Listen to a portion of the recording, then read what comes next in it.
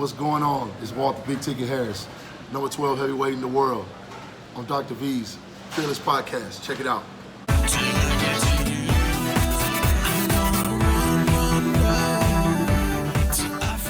I'm here with Walt Harris, the number 12 ranked heavyweight in the UFC, yeah? Yes, sir. What does heavyweight mean? How heavy is that? Anything over 206 to 266. Dang, and what are you at right now, currently? Probably about 260 right now. Oh, with, okay. 2 weeks to go. With 2 weeks to go. Yeah. What weight do you like to fight at? 250, 255. 250? But you walk around, what's your normal carrying weight? I walk around probably about 275. Oh, wow. Yeah. Wow, so you're cutting a good 25 pounds. Yeah, for sure. What does that do to your body to have to do that? It just depends on how soon I have to do it.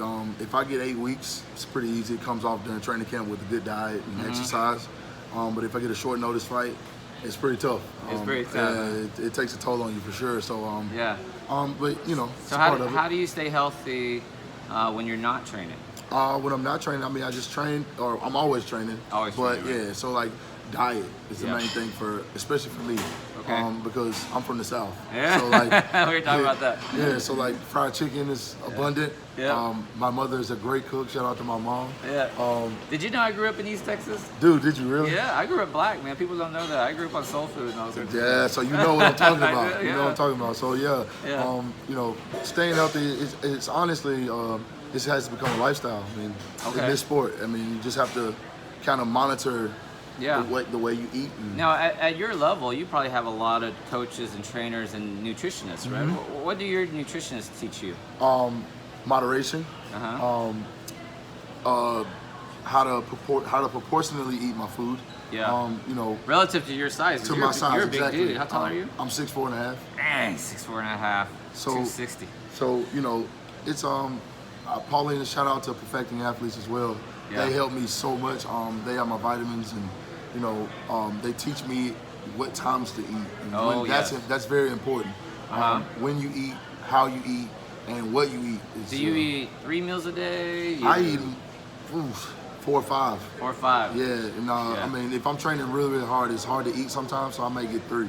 Okay. Try not to eat less than 3 a day. Yeah, but you got to do that because, you know, I teach my followers, my patients, like, you have to eat according to your outcome you're trying to get. So for you, you're trying to build up muscle, maintain your muscle, and then you have a high level of activity. Yeah, for sure. But do you see a lot of obesity in your family population, Yes. African American population? My mother actually has diabetes. Yeah. You know, and African Americans, obesity is a big deal. You know. Yeah. It's because of our diet. You know, and the way we were raised, especially being in the South. How they prepare the food, a lot of fried foods, a lot of salts. You know, I've been one of the main proponents in my family for helping them get a change and switch how they eat and how they view food. You know what I mean? Yeah. You can eat the same things but prepared a different way and get the same taste. You know what I mean? Right. I didn't know that until I started like experimenting. And I was like, wow, this tastes. So how hard is it when you're probably trying to help your mom get her diabetes control? Do you feel like she is receptive to that information, or is she like, this is how we've always done it? No, she's very receptive. Okay. You know, I think the older she's gotten, she's seen the importance of being healthy. And, you know, that's one of the things I try to impress upon her. I use her as like a test, you know what I mean? Like, I'll see diets and I'll be like, Mom, try this diet, like the keto diet. She's doing that. She likes it, you know. She's done intermittent fasting. She likes that. So, you know, I kind of use her as I test it on myself, and then I go, Mom, hey, talk to your doctor first, and then let's try this. You know? So I was actually going to bring up intermittent fasting because it's all the rage, and I teach it to my patients too. What are your thoughts on intermittent fasting? I love it. Yeah? I absolutely love it. With a high intensity. How long do you go? I've gotten up to, I think, 16 hours. 16 hours? Yeah, 16 hours. Meals? So what I learned was start eating later, finish around, I try to stop at like 9 or 10, and then I won't eat again until like 2 o'clock the next day or something like that. Yeah, that's pretty harsh. And in the meantime, I'm sure you probably at least had 1 or 2 training sessions too. For sure. So what I like to implement is a high intensity workout with it, and it helps me burn the fat. Nice. And you know, once your body starts turning fat into energy, you don't really need to eat. Yeah, and that really ties into the ketogenic process too. Yep, it definitely does. Do you ever measure your ketosis, if you're in ketosis, with urine strips and all that Yes, stuff? I tried to do that one time. It was really, really time consuming for me. You know what I mean? It's hard to say. Yeah, dude, it's hard. You know, and my cousin actually introduced me to the strips and how to do it, and I was just like, man, I don't know if I can keep up with this. You know, it's tough, but it definitely works for sure. That's awesome. Are there any causes that you're really passionate about? Oh yeah, anti-bullying, man. Oh really? Yeah. Bullying is a big deal to me. I was bullied, believe it or not. Really? Yeah, man. You must have been the biggest, baddest dude on campus. Well, here's the thing. I was a late bloomer, so like I didn't get all this weight until I was like in my 20s. You know. Oh wow. I was probably about 155 pounds in high school. Oh wow. And I was bullied real young. You know. Then it kind of slowed down as I got older. Yeah. But I saw it and I didn't like it, and I always stood up for those kids. We have a big issue with bullying in the obesity population. For sure. Too. They get teased for their size and everything. For sure. Have you ever thought about maybe doing your anti-bullying campaigns and addressing obesity too at the same time? I haven't. I mean, I speak on that. I briefly address it when I'm in high schools, because I think that's a big issue for high school kids is their image. Right. And so, you know, we talk about it, we address it.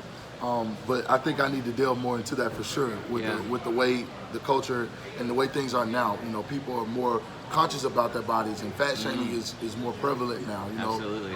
So yeah, I think that would be a big add to my situation. Yeah, definitely. Sure. I'd love to work with you on for that. sure. Let's do it. That'd be really awesome. Let's do it. You have a fight coming up. Yes. Where and when and who? Ottawa, Canada.